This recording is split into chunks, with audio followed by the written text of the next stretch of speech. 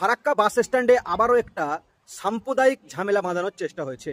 এর পেছনে আছে বিজেপি প্রার্থীর ভাগ্নে, যে একটি বেসরকারি বাসের কন্ডাক্টরকে গালিগালাজ দেয় এবং তার ধর্ম নিয়ে খারাপ কথা বলেছে। এটা স্পষ্ট দাঙ্গা লাগাবার প্ল্যান, যেটা সমাজের শান্তি ভেঙে দিতে পারে।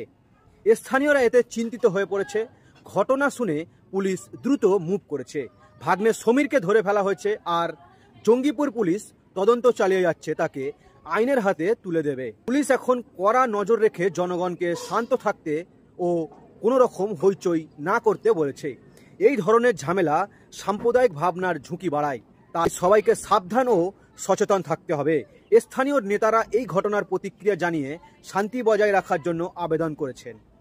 পুলিশ আরও তথ্য সংগ্রহ করে কঠোর ব্যবস্থা নেবে বলে আশা করা হচ্ছে।